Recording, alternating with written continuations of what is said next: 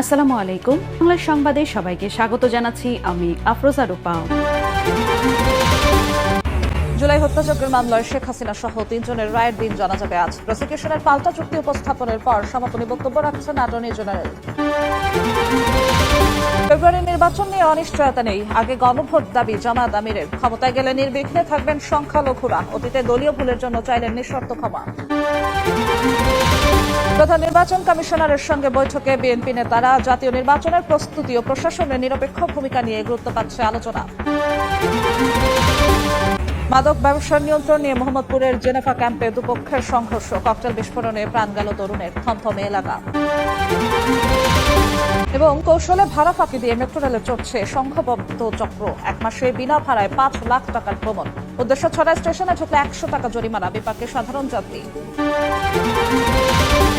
ফেব্রুয়ারি নির্বাচন নিয়ে কোনো অনিশ্চয়তা নেই বলে জানিয়েছেন জামায়াতের আমির ডাক্তার শফিকুর রহমান। তবে নির্বাচনের আগেই গণভোট চায় দলটি।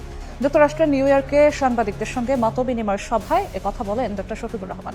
বলেন, ভারতের সঙ্গে সমতার ভিত্তিতে সম্পর্ক চায় জামাত। ক্ষমতায় গেলে সাংবিধানিক অধিকার অনুযায়ী নির্বিঘ্নে থাকবেন সংখ্যালঘুরা। 1947 সাল থেকে এখন পর্যন্ত দলীয় ভুলের জন্য কেউ কষ্ট পেয়ে থাকলে তার জন্য নিঃশর্ত ক্ষমা চেয়েছেন জামাত আমির। নিউ ইয়র্ক থেকে হাসানুজ্জামান সাকির রিপোর্ট। বুধবার সকালে নিউ ইয়র্কে এসে সন্ধ্যায় সাংবাদিকদের সঙ্গে মতবিনিময় সভায় মিলিত হন জামায়াতে ইসলামীর আমির ডাক্তার শফিকুর রহমান। দেশের চলমান রাজনৈতিক পরিস্থিতি, আগামী নির্বাচন সহ নানা ইস্যুতে কথা বলেন তিনি। সাংবাদিকদের প্রশ্নের জবাবে জামায়াতের আমির বলেন, ফেব্রুয়ারিতে নির্বাচন নিয়ে কোনো অনিশ্চয়তা নেই, তবে পিআর সহ সংস্কার ইস্যুতে জাতীয় নির্বাচনের আগে গণভোট চায় জামায়াত। বিশ্বের উন্নত 28টি দেশ ও 91টি দেশ এটা অনুসরণ করে। জনগণ জানতে হবে এই জিনিসগুলো, আমরা জানানোর সুযোগ দিচ্ছি। 2 নম্বর হচ্ছে, একটা নির্বাচনের আগে আরেকটা নির্বাচনটা খুবই জরুরি। ওই দিন যদি নির্বাচন হয়, কিসের ভিত্তিতে নির্বাচন হচ্ছে জনগণ জানবে না। 2 নম্বর হলো, তখন 2টা পেপার পাবে, ব্যালট পেপার। আমাদের দেশের মানুষ কত সচেতন নয়, একটা পকেটে ঢুকে আরেকটাতে সিল মেরে যেটাতে মার্কা দেখবে সে চলে আসবে। এতে গোটা নির্বাচন ব্যবস্থাটাই ফ্রেজাইল হয়ে যাবে। ডাক্তার শফিকুর রহমান বলেন, জামায়াত ক্ষমতায় গেলে সংবিধান অনুযায়ী নির্বিঘ্নে থাকবেন সংখ্যালঘুরা। সমতার ভিত্তিতে ভারতের সঙ্গে সম্পর্ক চায় বলেও জানান তিনি। ভারত বাংলাদেশের চাইতে 26 গুণ বড় একটা দেশ, দুনিয়ার সবচেয়ে বড় পপুলেশনের দেশ। তাদের রিসোর্স, তাদের ম্যান পাওয়ার, তাদের ল্যান্ড, হিউজ দেমনি পিপল। আমরা তাদেরকে তাদের জায়গায় রেসপেক্ট করতে চাই, কিন্তু আমাদের যে ছোট্ট একটি ল্যান্ড আছে আর 180 মিলিয়ন পপুলেশন আছে, এটাকে তাদের রেসপেক্ট করতে হবে। সাংবাদিকদের প্রশ্নের জবাবে 1947 সাল থেকে এখন পর্যন্ত দলীয় ভুলের জন্য কেউ কষ্ট পেয়ে থাকলে তার জন্য নিঃশর্ত ক্ষমা চেয়েছেন জামায়াতের আমির। আমি বলেছি, শুধু এখন 47 সাল থেকে শুরু করে জামাত ইসলামীর দ্বারা কেউ যদি কোনো কষ্ট পান, তার কোনো ক্ষতি হয়নি, আমি সব ব্যক্তি এবং সংগঠনের পক্ষে নিঃশর্তে আমি আপনাদের কাছে ক্ষমা চাই, আপনারা আমাদেরকে ক্ষমা করবেন। আগামী নির্বাচনে দেশে গিয়ে প্রবাসীদের ভোট দেওয়ার আহ্বান জানান জামায়াতে ইসলামীর আমির ডাক্তার শফিকুর রহমান।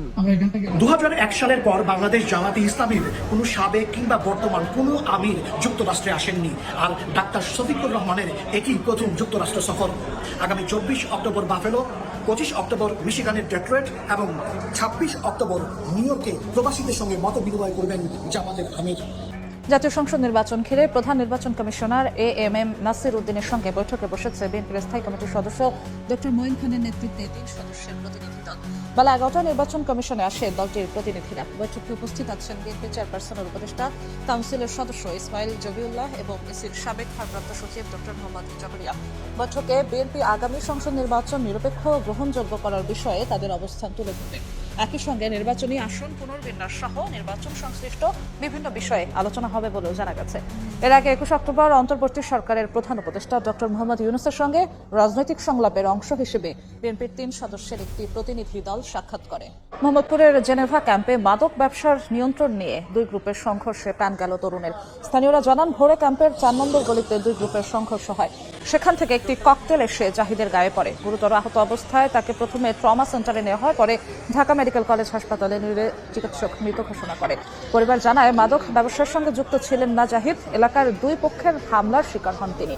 পুলিশ বলছে, ক্যাম্পের অপরাধ দমনে চলছে অভিযান, তবে মূল হোতাদের ধরা না গেলে পুরোপুরি নিয়ন্ত্রণে আনা সম্ভব নয়। এই মুহূর্তে মোহাম্মদপুর মেট্রো রেলে অভিনব কৌশলে ভাড়া ফাঁকি দিয়ে চলাচল করছে সংঘবদ্ধ চক্র। সন্দেহজনক প্রবেশ ও বহির্গমন বিশ্লেষণ করে এ তথ্য পেয়েছে ডিএমটিসিএল। ব্যবস্থাপনা পরিচালক জানান, এক মাসেই বিনা ভাড়ায় 5 লাখ টাকার ভ্রমণ করেছে চক্রের সদস্যরা। এ কারণে ভ্রমণের উদ্দেশ্য ছাড়া স্টেশনে ঢুকলে 100 টাকা জরিমানার ব্যবস্থা চালু করেছে কর্তৃপক্ষ। এতে বিপাকে পড়েছেন সাধারণ যাত্রীরা। গড়ে প্রতিদিন মেট্রো রেলে যাতায়াত করেন 4.5 লাখ যাত্রী। এত মানুষের ভিড়ে রয়েছে সংঘবদ্ধ একটি চক্র, বিনা ভাড়ায় যাতায়াত করছে মাসের পর মাস।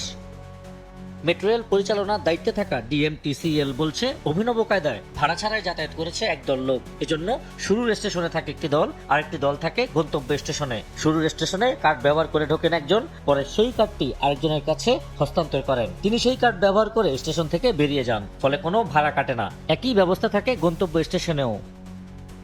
60 জন লোক গত 1 মাস 5 লক্ষ টাকার মতো কিছু একটা ঝামেলা করছে। সে একবার ঢুকে আবার সে বাইর হয় না অফিসিয়ালি, সে কার্ডটা পাঞ্চ করে সে ভিতরেই থেকে যায়, বাইরে হচ্ছে না। বিনা পয়সায় 40-60 টাকা গত 3 মাস যাবত চলতেছে।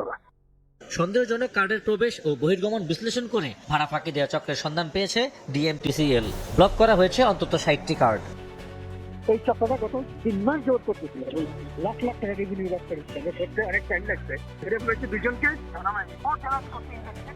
তখন যেটা এই চক্র পেয়েছে 60 টাকার মতো ব্লক করা হয়েছে। খালি কার্ড ব্যবহার করে স্টেশনে প্রবেশের 5 মিনিটের মধ্যে বেরিয়ে গেলে কোনো ভাড়া দিতে হয় না। এই সুযোগ নিয়েই বিনা ভাড়ায় যাতায়াত করেছে চক্রটি।